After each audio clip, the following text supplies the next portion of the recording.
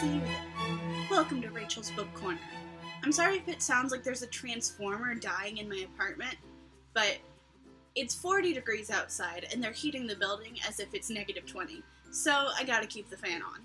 Today I will be reading this notebook that I found when I went home for Christmas break, and inside it contains probably my first ever fan fiction. I say that because when I was writing this, I didn't know that fan fiction actually existed. I thought I was just writing a fun story about one of my favorite book series. I'm not anti-fan fiction. I love fan fiction. But this is shit. I'm going to tell you right now, it's probably shit. So let's read it. So this fan fiction, I probably wrote it when I was in middle school. It's about the Warrior Cats books. Specifically, it's about a bunch of my original characters, including myself as a cat. Yes, this is a self-insert fanfiction. Oh boy. I went to the Warrior Cats website and I got my Warrior Cat's name, which was Ice Mask. And I drew a picture of her. It's gonna be up here somewhere. I have my alcohol here. I'm gonna need it. This fanfiction is called Warriors, the Prophecy Reader, Book 1, Destiny's Web. Oh boy. Prologue. Ice Kit. That's me. If you don't know the Warriors books, it goes when you're a kitten, like a little baby, you get the first part of your name, and it's based on how you look, probably, or maybe the circumstances of your birth, maybe a cool rock that your mom found when she was pushing you out of her vagina. So, my character's name is named Ice Mask because of the white markings around her face. So, when she's young, she's Ice Kit. Then, when she's an apprentice, she's Ice Paw, and then she gets her warrior name when she ascends to adulthood. That's how that works. Ice Kit stared with wide, dark blue... Holy fuck. I forgot to mention, her eyes change color. Ice Kit stared with wide, dark blue eyes at Longleg as he fell at the entrance of the camp. The shiny white mouse he caught covered his eyes. It glimmered like ice in the sun. Thoughts flashed through Ice Kit's mind like the sun flashed through the trees. Ooh, metaphor. Her first thoughts were about the significance of the warrior. Longleg was the son of Skunkstripe, the medicine cat. Before Skunkstripe was ThunderClan's medicine cat, he was a warrior. But when Heavyfoot, the former medicine cat, died, StarClan sent a sign to RiverClan's medicine cat apprentice, Reedpaw, that Skunkstripe should be his successor. Wow. Flawless exposition. Incredible. It just slides right in there. You don't even know you're being exposed. So, this has something to do with being a medicine cat, Ice Mask thought. It's supposed to be Ice Kit. I fucked up. So, this has something to do with being a medicine cat, Ice Kit thought. And just as she thought it, the scene shifted before her and Longleg's face became her own. The legs shrunk. How does she know what her own face looks like? She's a fucking baby, and cats don't have mirrors. She's not allowed out of the camp. How do you know it's her face? The legs shrunk, the tail dip darkened, and the eyes turned dark blue. Ice Kit realized that the she-cat that now stood before her was her older self. What? You just said that! Wow! But instead of the powerful lean muscles of a warrior, Ice Kit could see stars glittering in her pelt. Ice Kit, the future Ice Kit whispered. Only you can control your future. Oh wow, look at this fucking prophecy we've got here. Ice Kit struggled to put the pieces together, but the ground fell out from under her, and she fell, landing with a thud in the brightness of the nursery. Finally, you're awake, mewed her sister, Rain Kit. Now we can play.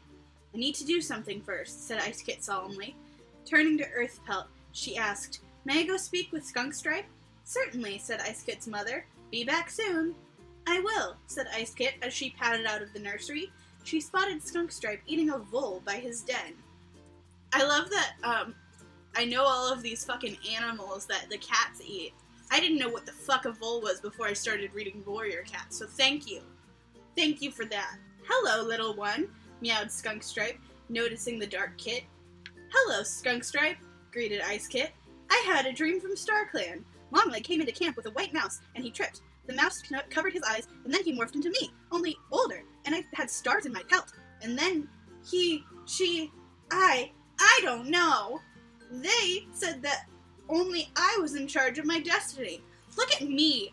Look at fucking 8th grade me using non-binary pronouns. Look at that. I didn't even know what non-binary was back then.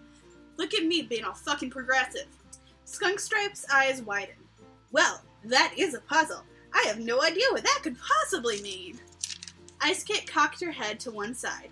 I do, she said. I think it means that I'm meant to be a medicine cat, and that if I didn't tell you, you would pick someone else. Skunkstripe gaped at the kit. Oh, okay, he gasped. If that's what you want, I'll speak with Evening Star. You can be a medicine cat apprentice. So, this fucking kitten could decipher this prophecy, but a fucking medicine cat, whose fucking job it is to decipher prophecies, he didn't know? He couldn't understand what it meant?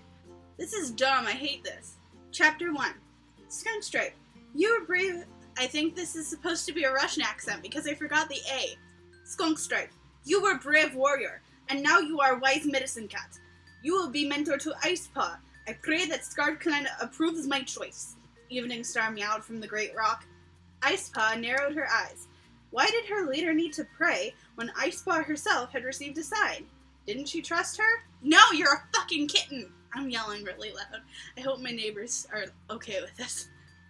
After her night of watching, Icepaw was too exhausted to lift her paws. Somehow, though, she made it to her nest in the medicine den. When she awoke, at about sunlight, Icepaw was ravished with hunger. She padded out and chose a mouse from the fresh kill pile, and found her sister emerging from the apprentice den. Rainpaw, over here, Icepaw called. Come eat with me. Rainpaw bounded over and chose a bowl, then sat down.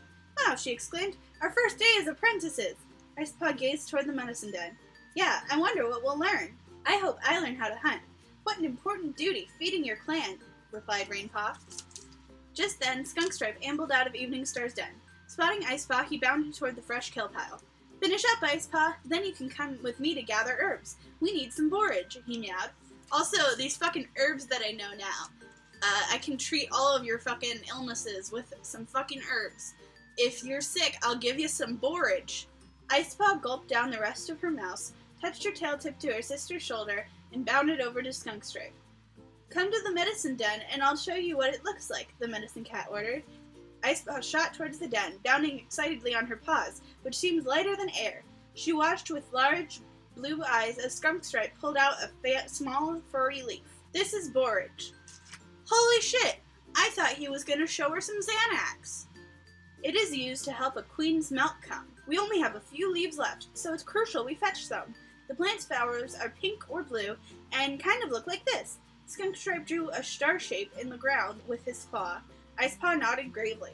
These cats are so fucking dexterous. He can draw with his claw. What the? That's amazing. As she and Skunkstripe padded into the clearing, Icepaw spotted her father, Jafer, carrying some fresh kill into camp. Oh, Jafer is probably named after Jayfeather, who's one of my favorite characters in the Warrior Cat series because he's angsty. That's the only reason why. He's just full of angst. Spotting his daughter, Gryfer. Okay, so it's Jafer and then it's Gryfer. Okay. Gryfer darted toward her. Hello, Icepaw, he greeted. Off on your first apprentice duty? We're going to look for borage, Icepaw mewed. She was solemn, but the light in her dark blue eyes displayed her excitement. Grayfur. So now it's Grayfur. Okay. Grayfur licked the black apprentice's ears, wished her good luck, and went to find his friend, Moss-Eye. Why? Why did we need to know that? Skunkstripe sighed. Icemask gave him a questioning gaze. Is there something bothering you? She asked. It's just that, seeing you with Grayfur, it makes me regret how far away I am from Longleg. He was just a kit when I was chosen, and I had so little time for him. Skunkstripe's sky blue eyes clouded. Icepaw's mind began to wander. As it did, something strange happened. Who's Longleg again? Icepaw gazed up at the clouds, searching lightheartedly for shapes and patterns, and the sky was swallowed by black, dark clouds, and an extraordinarily loud thunderclap shook Icepaw to her bones. Her heartbeats quickened with shock, and her knees felt weak, as if a badger had just roared out in front of her. Oh, look at that metaphor! Good job! Then a sharp, tangy scent floated around her, and she relaxed. Icepaw knew immediately it was a sign. She needed the herb with the tangy scent. Skunkstripe, Icepaw mewed. What herbs are used to calm nerves? Skunkstripe thought for a moment, then replied, Well, there's thyme. Thyme, Icepaw mused. Does it have a tangy scent? Yes. Why do you ask? The medicine cat meowed. Icepaw explained her vision to Skunkstripe. I need some time, she finished. Don't we all?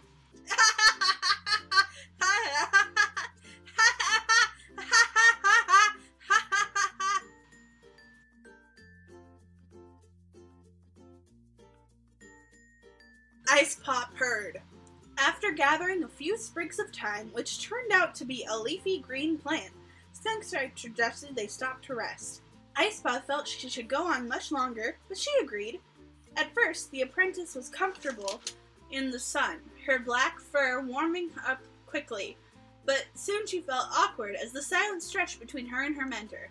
At last the mentor sighed, his light blue eyes full of a faraway regret. Do you think he'll ever forgive me, Icepaw? Who? Icepaw asked. Longleg, the medicine cat meowed. Oh, Icepaw gasped quietly. Skunkstripe was asking for her advice? She pondered the question. Why are you asking her advice? She's a fucking toddler. She was sure he was referring to the way he had been absent for most of his life. Well, she replied at last, I think he already loves you, and if I was him, I would be proud of you. Also, I think if you talk to him about it, he'll understand. But maybe it's what StarClan wanted, because you're supposed to be a medicine cat, without a mate or kids. Maybe it's better this way. That's right. Medicine cats aren't allowed to have romantic relationships or children. They're like monks, basically. Skunkstripe's eyes glittered with sadness. Is that why Scar-Talon, he started thinking of his departed mate? Scar-Talon is dead now, and knowing why she's dead won't bring her back. Icemask meowed wisely. The important thing now, Skunkstripe, is for you to be a great medicine cat, and when you join StarClan, you can see her without any guilt that she might be distracting you from your duty to your clan. Skunkstripe's eyes glittered with hope. Oh yeah, StarClan is heaven. Skunkstripe's eyes glittered with hope. They fucking glitter a lot, don't they?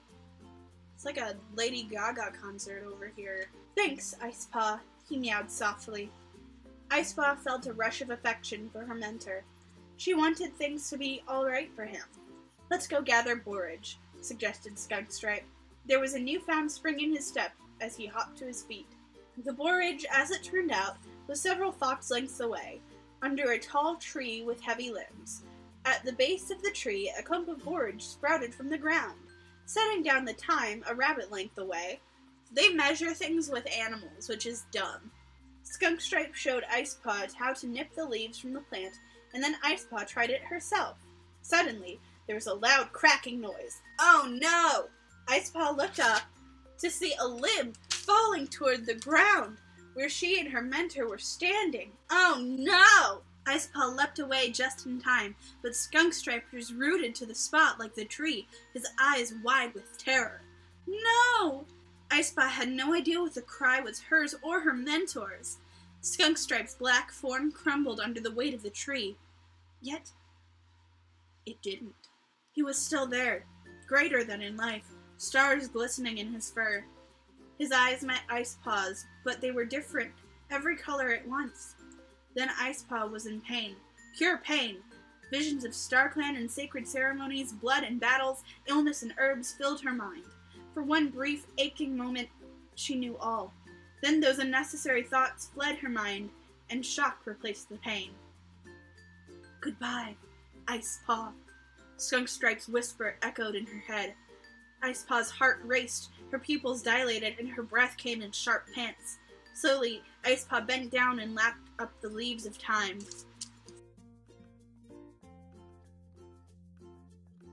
Thank you guys so much for watching. I'm going to try and post a video every week for this year. Cross my fingers. It'll be hard for me because I have school and because I'm lazy, but I'm going to try. So, like this video, give it a thumbs up, subscribe, do all of that shit, share it with your friends, because that'll just keep me going. Keep my little heart happy. Thank you so much. Bye-bye.